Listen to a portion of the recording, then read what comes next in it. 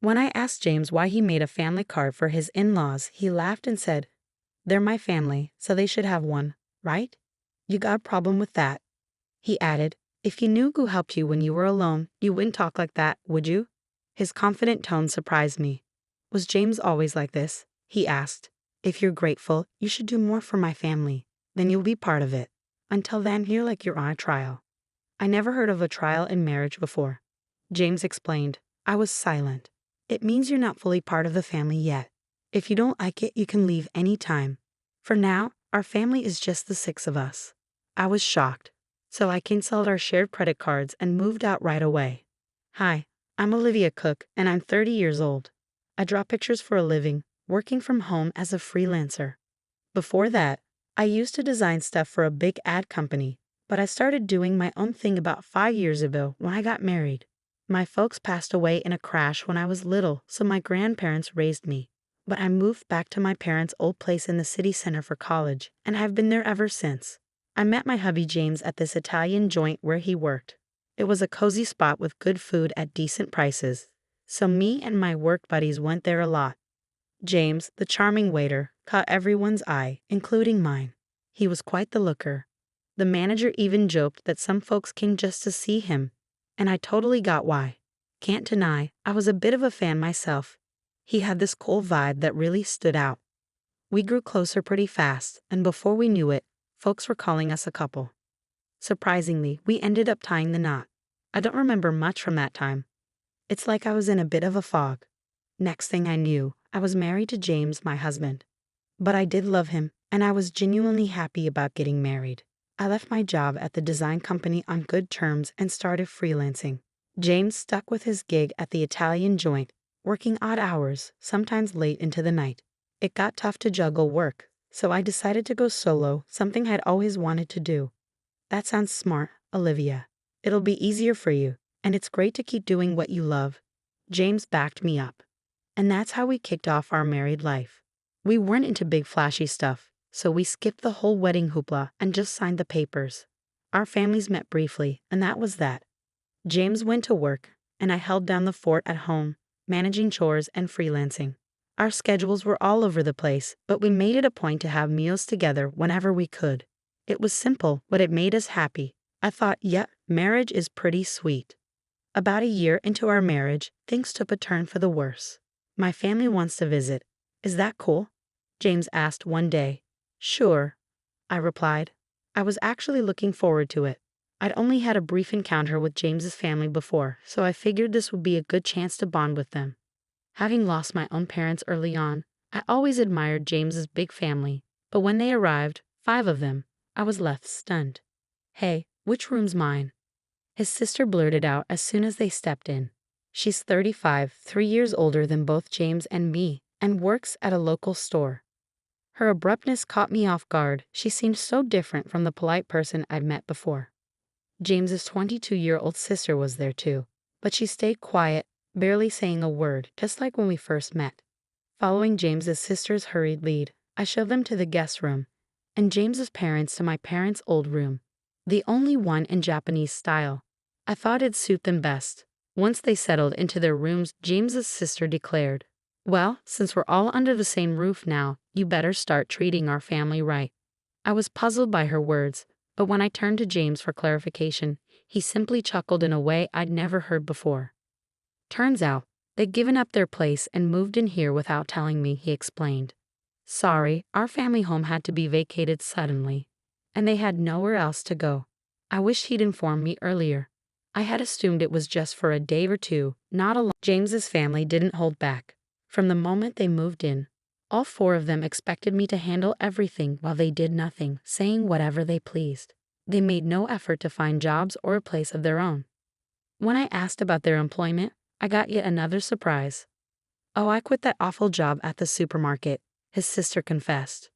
She was working, but it turned out to be just a part-time gig. I'd assumed she had a full-time job given her age, but she admitted she hadn't held a steady job since high school.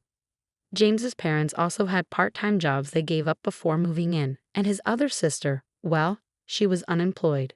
She claimed to be a student, but that wasn't true. "Why should I work when I'm part of a well-off family now?" she reasoned. When I asked who she was referring to, I received another startling response. You obviously. You received a hefty settlement and insurance payout after your parents' accident, and you don't even have a mortgage on this place. You can live comfortably without having to work, James's sister remarked, chuckling. I voiced my concerns to James when he returned home, but he erupted in a manner I'd never witnessed before. Everyone's exhausted from being suddenly uprooted. Give them some time to recuperate. Or do you want to kick out my family, Olivia? I was stunned into silence. Then, abruptly, James softened his tone. I'm sorry for yelling. It's been a tough day for me too. Can you please try to be a bit more understanding? Looking back, James was adept at manipulating situations with a blend of kindness and severity. But in that moment, I failed to see it, agreeing to endure a bit longer. The situation with James's family grew more oppressive. They treated me like a servant at home and demanded money whenever they went out. We can't even look for jobs without some cash, can we? It's only fair, but if we can't find work, we'll just keep staying here, they reasoned. Reluctantly, I handed over some money, which they claimed to have used up without any luck in the job hunt. I suspected they never even bothered to search, but pointing that out would only lead to accusations without proof. And then James's entire family would lay blame on me for hours. Sharing my concerns with James didn't solve anything. Everyone's feeling frustrated about not finding jobs. Sorry, just bear with it a little longer. I'll have a talk with them, James would say, attempting to smooth things over. But as time passed, I felt like speaking up was futile. However, the frequency of their money requests gradually decreased, perhaps because James had a word with them. So the issue seemed to resolve itself. Of course, the money I had given them was never returned. Then, after about 2 months of enduring the situation, I noticed something alarming. Why is the credit card bill so high? Could it be unauthorized charges? Quickly checking the statement, I found that all the expenses were made with family credit cards. The purchases ranged from food and drinks to books, games, and even luxury brand bags and clothing. Each purchase was assigned a number from 1 to 6, indicating that 6 family credit cards had been issued. These credit cards were under my name, with James using the family cards. It seems like you'd handle this better, and it's easier to manage payments, right? Can I entrust it to you? He had asked, and I ended up taking charge of them. However, it turned out these family cards had been issued without my knowledge. James's family stopped requesting money because they could now make credit card payments and withdraw cash. When I confronted James about why he made family cards for his in-laws without consulting me, he chuckled and replied, well, you complain when they say they're broke, so what else could I do? Plus, you know who supported you when you were alone, right? Can you really speak like that to the important family of your benefactor? His bold tone left me speechless, unlike anything I'd heard before. Was James always like this? If you're thankful, you should do more for my family. Then I'll accept you as part of the family too. Until then, think of it like you're still in a trial period, he continued. I'd never heard of a trial period in marriage before. Seeing my silence, James pushed on. This means you're not officially part of the family yet. If you're not okay with it, you're free to leave anytime. Right now, it's just the 5 of us in our family. Useless freeloaders. Leave, he concluded. That's when I realized James's true character. I felt like all the color drained from my face. Stunned, I contemplated divorcing James. In fact, I began questioning why I even married him in the first place. At first, I was drawn to him simply because he was attractive, like many other women. I was infatuated with his looks without any real reason. Then, on one occasion when I went to the restroom, James approached me. You seem different, Olivia. Kind of mysterious. Sorry, I shouldn't say that to a customer, he said. I was taken aback but intrigued, and I found myself paying more attention to him over time. Maybe that was his strategy to make me like him. Looking back calmly, it all adds up. I remember once a colleague joked that I was a wealthy lady living alone in a condo, and it was after that James started chatting with me, perhaps because he was interested in my wealth and condo. Honestly, James wasn't exactly my type, to put it nicely. He was more modern, if I'm being blunt. He seemed a bit superficial. I preferred mature men who spoke softly and seriously. Yet, somehow, I ended up falling for James. I always found that perplexing, considering he was the typical handsome guy who could easily charm a woman, especially someone like me, who was new to the working world and not accustomed to men. I fell for his tricks and ended up marrying him. Thinking about it now left me feeling frustrated and ashamed. I wanted to lash out and break things around the house, but I knew better than to act on that impulse. Instead, I resolved to seek revenge. To accomplish that, I had to endure this situation a while longer, much like James manipulated me. My plan was to gain control over his entire family. The condo we lived in was purchased by my father with a mortgage shortly after I was born. It wasn't very costly back then, but with the rapid development of the area and the addition of a new shopping center nearby, it's now considered a luxury residence.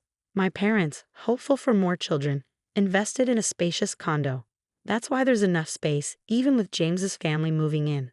However, despite its ample size, having James's family around proved to be a nuisance for me, especially while working from home. I endured it solely for the sake of revenge. As James's sister pointed out, there's no mortgage payment for this condo. When I was 4, both of my parents tragically died in a car accident. They were returning from my paternal grandfather's funeral when they collided with a speeding car on the freeway. I was supposed to accompany them that day, but I had caught the flu that was circulating and had a high fever. Consequently, my maternal grandparents came to the condo where we resided with my parents to care for me, leaving me as the sole survivor. The mortgage payments were covered by the group credit life insurance, so the only housing costs I incurred were the management fees and property taxes. Upon seeing the amount, James proposed contributing just a bit more than that to our household expenses. Since there's no mortgage, if I pitch in that much, we should be able to manage with Olivia's income, right? We'll each use our own earnings for personal expenses. Sounds fair, doesn't it? He suggested. I agreed, thinking perhaps he had a point.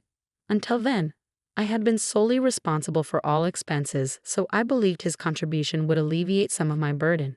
Looking back, it was naive of me, but at the time, I was blinded by my love for James and simply went along with whatever he proposed. James likely sees himself as the head of the household and the one providing for me, which is why he can so casually refer to me as a parasite. However, the reality was starkly different. I was the one footing most of the bills, covering expenses like utilities, groceries, social outings, and entertainment. Now, with 5 additional dependents in the household, managing with just my income was becoming impossible. I was eager to rid myself of this burden as soon as possible, but I feigned ignorance and endured it.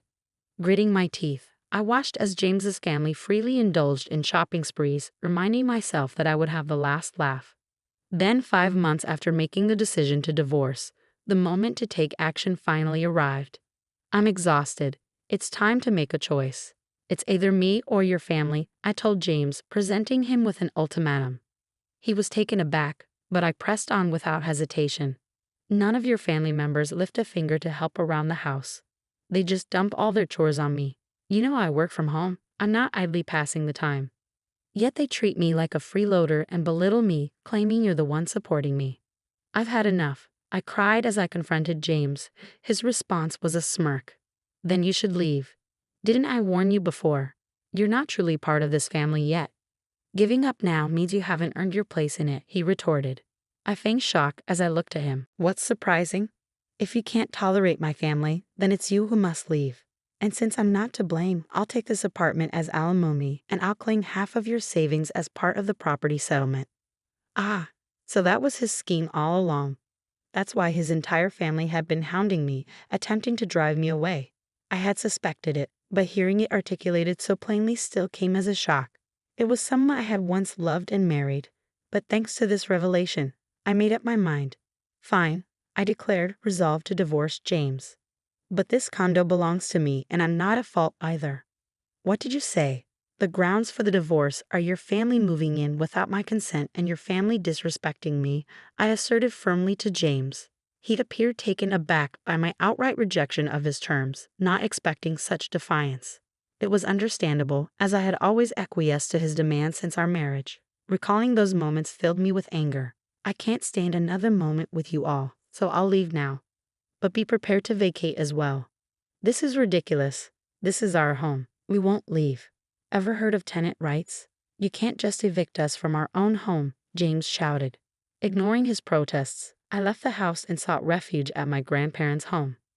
I divulged everything to them and requested shelter until matters were resolved. My grandparents were appalled by what I had endured and scolded me for not seeking their counsel sooner. With tears in their eyes, they embraced me. "I'm sorry, Grandpa.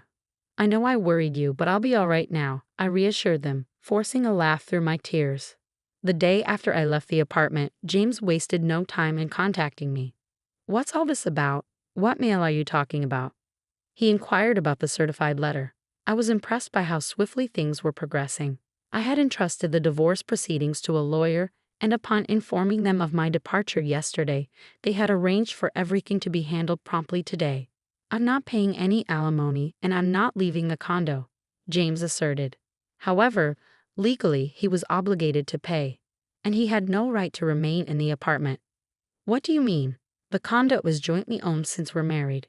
If that's your stance, then compensate me for half its value to buy out my share," he insisted, making an absurd claim. "Continuing this discussion is futile. Please communicate through my lawyer from now on," I stated firmly, ending the call. I anticipated he would likely call again the next day, but I had no desire to engage in further conversation that day. As expected, he rang me the following morning. "What's all this about?" He repeated the same line as the day before, displaying a lack of originality.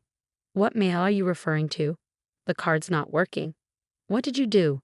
"What I did was cancel it. That card belonged to me, and you were merely an authorized user on the family card, remember?" Indeed, before leaving the house, I had transferred all the accounts linked to that card to another one and terminated it. Naturally, the family cards would cease to function when I canceled mine. "I was the one covering the expenses," I explained. "Yes, you covered the management fees and property taxes for the first 4 months only. It's not substantial, but I can deduct that from the alimony if you prefer," I mocked him. I heard some muffled shouting from the other end of the line. That's right, James had only paid the agreed amount for just 4 months. He had concocted various excuses about work and other matters, always finding a pretext to postpone payment. Then he abruptly ceased all payments. If he forgot and assumed he was still paying, that's quite a lapse in memory, but I didn't concern myself with it anymore. He's someone I'm severing ties with. His memory holds no significance to me.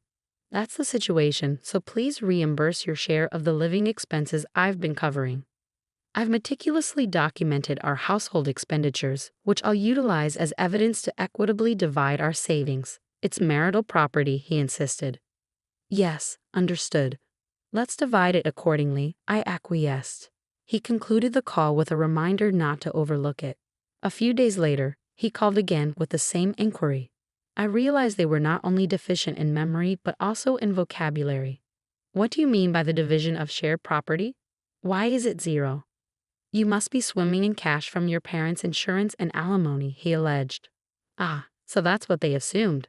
I patiently clarified that my pre-marriage savings were not part of the shared property, and since we had accumulated no savings during our marriage, it naturally amounted to 0. Don't accuse me of deceit. If you doubt my honesty, why not seek advice? Henceforth, kindly communicate through my attorney. I won't engage in direct communication with you any longer. Farewell, I declared, then terminated the call and blocked James' number. 1 month after my departure, James and his family finally vacated the apartment, not due to a change of heart, but because they could no longer sustain their lifestyle. Predictably, James's income alone couldn't support a family of 5. Accustomed to lavish spending with my card, asking them to tighten their belts was out of the question. I had intentionally allowed them to use the card for this purpose, knowing it would lead to this outcome. His family began badgering James for shopping funds, and when he refused, they resorted to pilfering from his wallet. Even in his anger, they blamed him for my departure. To compound their troubles, the utilities, electricity, gas, and water were all disconnected.